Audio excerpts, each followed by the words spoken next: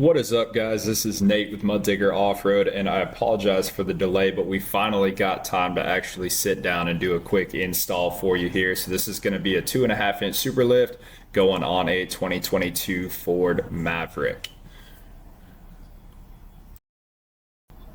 So obviously, first things first here, go ahead and get one of the front wheels off.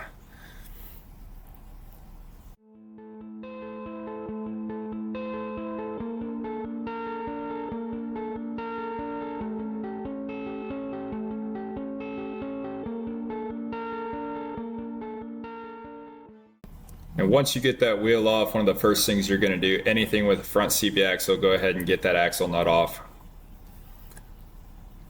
Sometimes they can be a little tight, especially if they're newer, never been taken off before. A lot of times got lug nut or a Loctite on there. Go ahead and hit it with a center punch. Obviously, you just don't want to hit it on the threads on the outside. Otherwise, you can risk messing up those threads. Go ahead and loosen up any of your ABS or brake lines. This is going to be starting with that brake line. There's a 10 mil bolt holding that guy on there. Get that off of there, and then hop on over to the wheel speed sensor side on the back side of that steering and strut assembly. Go ahead and get both of those knuckle bolts loose. The bolt head side is pressed in. It is a spline press, so most of the time you're not going to have to worry about holding the bolt head side with a wrench in this case. Go ahead and loosen up that tie rod. Make sure that nut is on there a couple of threads, and then always hit it from the side. Typically a couple good swings from the side will knock that guy loose. You don't want to hit those guys on the top. You run the risk of mushrooming that threaded part of that tie rod in there, and then that could cost you a tie rod end. Go ahead and knock that second bolt loose there. It is going to have a little bit of tension on it, so just be careful, kind of wiggle it back and forth, and you'll get that guy out of there. And this is why we knocked that CV axle loose, because that knuckle is going to want to slide out and it ended up being stuck right on the end there, so just need a couple more taps. Just want to make sure it's loose so you don't hyperextend that CV axle when you lay that knuckle down. Then we're going to go ahead and hop on over to the sway link here. And this one, once again, you're dealing with some of that Loctite in there from the dealership. So it's going to take a Torx bit and an 18 mil box end to get that guy at least loose or started. If you put an impact on it, it's just going to spin the ball inside the joint all day long, and you're never going to get that guy off. Just disconnect it from that strut there. Same thing on the bottom side, because this 2.5-inch lift does come with replacement sway links. So let's get those guys completely off of there.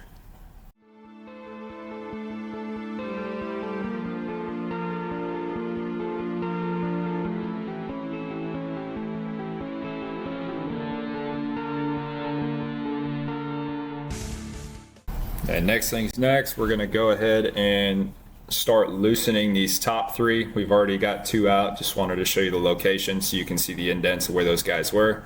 And you are going to have to loosen the shroud up under the hood to get good access to those guys there. This is the one part where having it on a two-post kind of made it a little bit more difficult, just because it was a two-man job to have one on the top side and the second one on the bottom, keep it from falling out the bottom.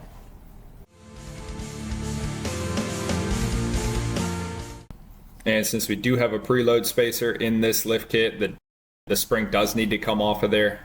So go ahead and get some spring compressors on there. We like to use 2 sets. It just gives you a little bit more flexibility as far as getting it down a little bit farther. And it's a little bit safer rather than just 1 set on each side. And you'll see kind of a trick Tyler uses here, because when you tighten down one side, it's going to want to walk the spring to that side. So he always has 2 sockets ready to go, and you can kind of hop back and forth between those 2 sockets right there. So that guy just get pinched on there, hop to that second socket.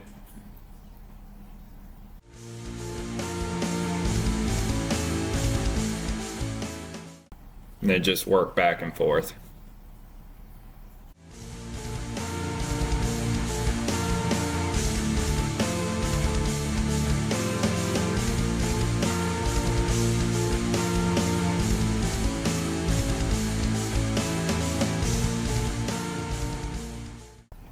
Make sure you're working all four evenly there.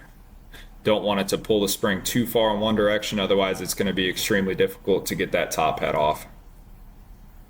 Sometimes that top hat nut will come off with an impact. Sometimes it takes a wrench and a torque spit or an Allen head in there to at least get it started.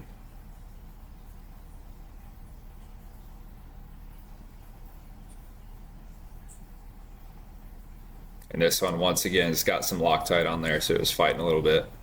Use the impact to pull that guy the rest of the way off.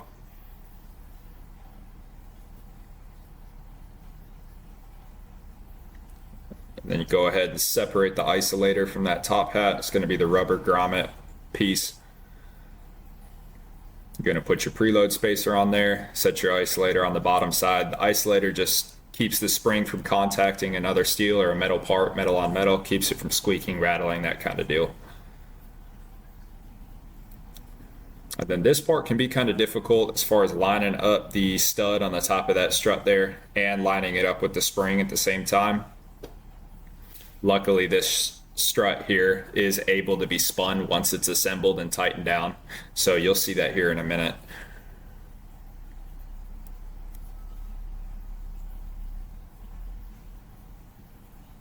There's another good angle. You can see all the spring compressors on there, keeping everything nice, tight, and straight.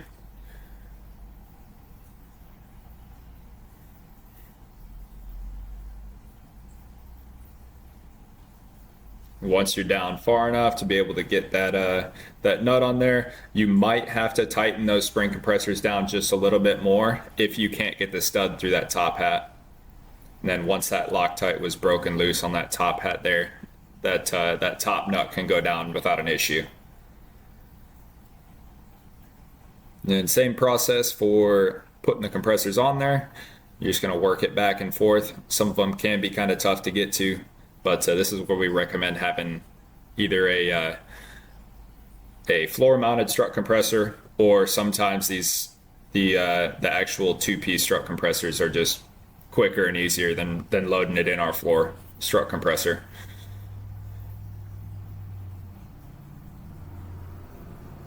Get those guys loosened up, get them pulled off of there.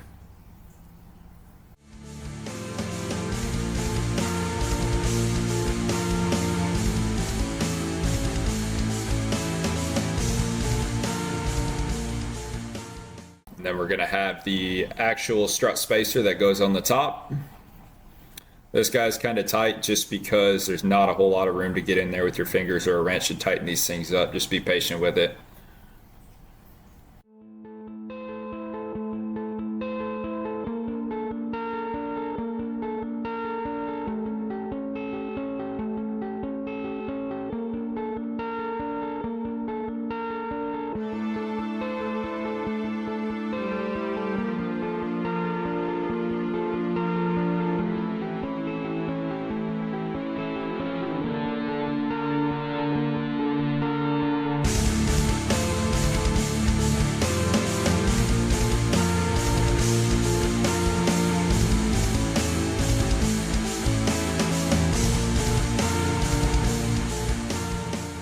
Right, once you get those guys finger tightened in there, go ahead and tighten them down with a wrench.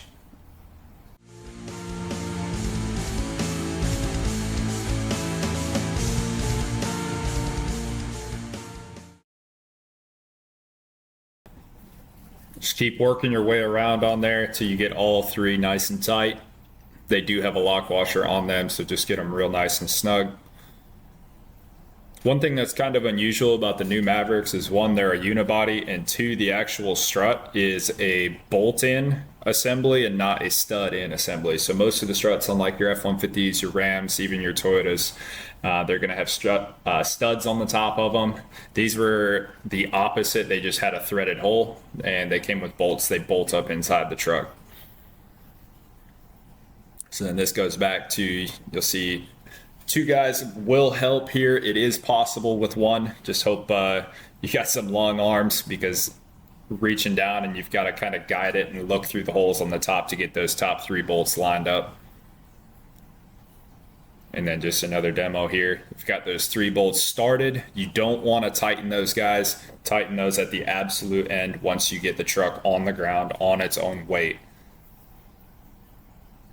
And you can see there that strut's just going to spin to line everything up. So don't worry about having it 100% oriented right. You can do that once the top's loosely bolted into the truck. Just make sure you get the CV axle started back in the splines of that hub, but don't push it all the way through, and that axle nut's going to be one of the last things you do.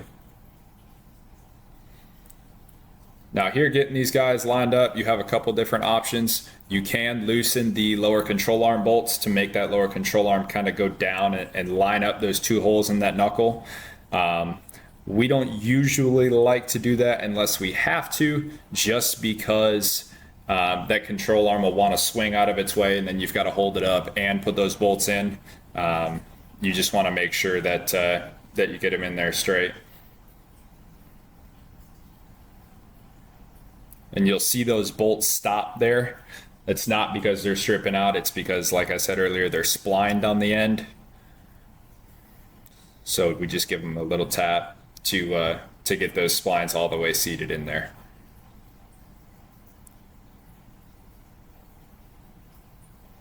And go ahead and throw those nuts on there.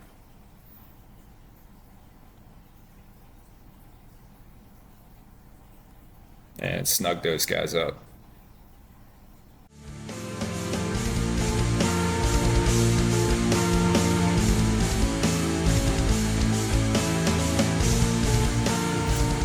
And on the back of the strut, you'll have a little lip down on the bottom.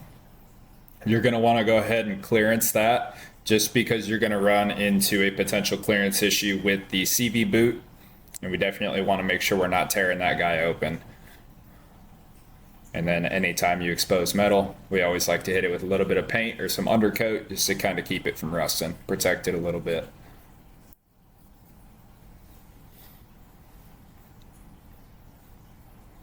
There's your fully assembled side, and we're going to hop over to the sway link drop brackets.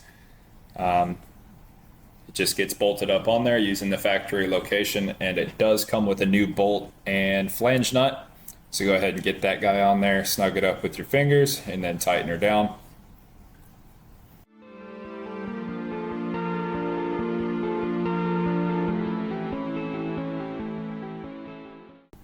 And you can go ahead and put the sway link in the upper mount. The lower mount, you're not going to be able to get in right off the bat. We always connect those once it's on the ground there as well. And this does have that Torx bit in the stud itself. So we just lightly send that guy down and then put some torque on it with a wrench, make sure it's as tight as it needs to be. Put that brake line back in, same as the wheel speed sensor, put it back in its hole. That's just that 10 mil bolt on that brake line. The reason we always do axle nut, brake line, and wheel speed sensor lines first is those are the 3 that tend to get hung up when you swing a knuckle out on almost any vehicle, and that's the last thing that you want tension being put on. Wheel speed sensors aren't cheap, brake lines are a pain to replace, so it's just kind of a rule of thumb, get those guys on out of the way, that way you don't have to worry about it.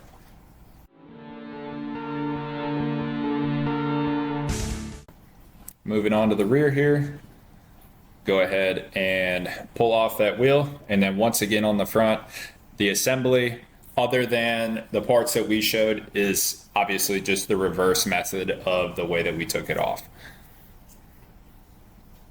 So we're going to start, we're going to go ahead and loosen both of the knuckle and lower shock bolts on the lower control arm. We use a trans jack here to take a little bit of pressure off that to make sure we're not messing up those threads, pulling that bolt out. Pull that knuckle bolt out.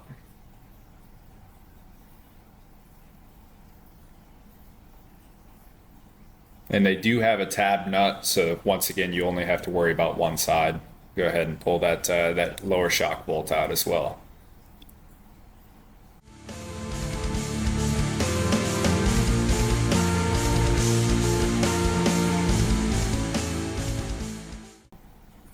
And then the lower sway link bolt, you're going to want to loosen that guy up so we can get that control arm where we need it at. Pull that guy out of the hub there.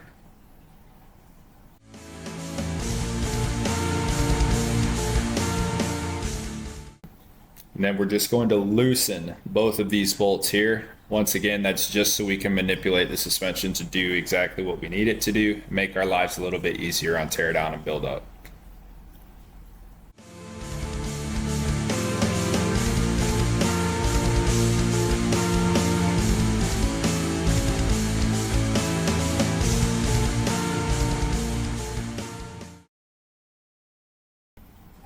And then we're going to completely remove both of these front bolts that hold the lower control arm in there. Be careful, these do have a little bit of pressure on them, so just make sure that the control arm doesn't slide up out of the way when you're not expecting it.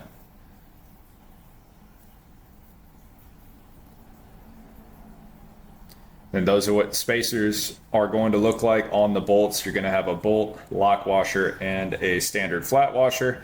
You're going to kind of get those spacers up there on top of that mount, one for each side. It is a tight fit, but it is possible just kind of get it placed up there, get a finger or two up there and push it onto directly above that hole so you can get the bolts up in there.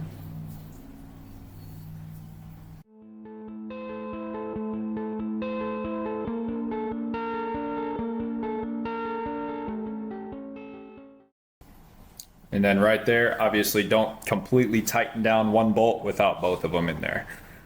Otherwise, it'll want to pull that control arm one way or another, and you're just going to make it a whole lot more difficult to get that bolt in.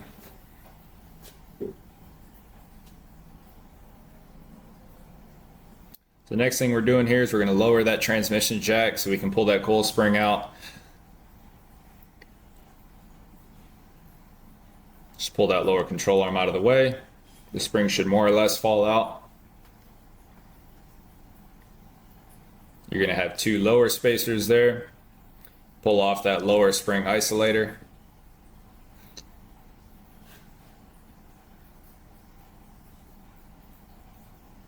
Just note that hole, that's where a pin goes. Separate those two, and then you're going to have the two lower spring spacers. There, Tyler is again showing the hole where the pin goes between the spacers. Go ahead and throw that pin in that first part of the isolator through the hole in the two spacers. And then the spring seat only goes in one way, it's tabbed.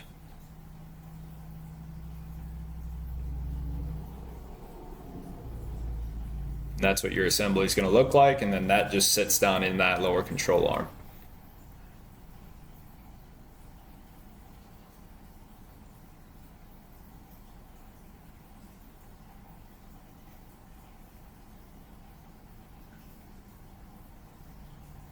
That's what the final assembly should look like on the control arm. You're going to have another spacer that goes on the top side. Pull the isolator off, put that spacer in, and then put the isolator on top of it. And that'll kind of hold itself up there, and then go ahead and reinstall that spring.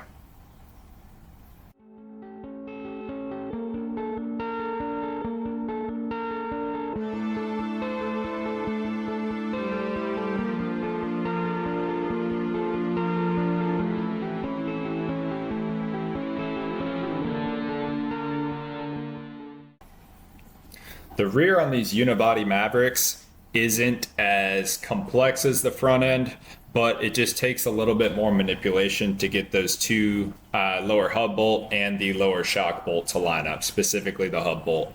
So don't be afraid to loosen a couple other bolts between the lower control arm and the hub to essentially get it to stop fighting you so you can put that bolt back in. Just make sure you torque everything down. So Tyler's lining up that lower shock bolt right now.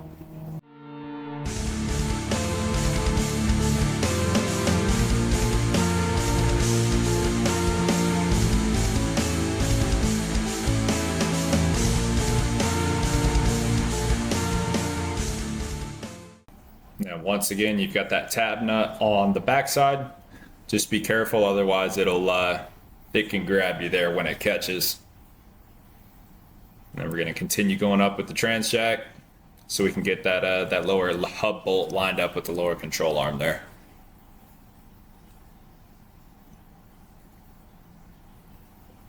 We ended up having to pry on it right there. Let's get a little bit closer. Get that bolt started. And then there was one more bolt on that upper control arm that we ended up having to take pressure off of, and that's what allowed us to get everything in there nice and easily. Let's get those bolts in there, put those tab nuts on the backside.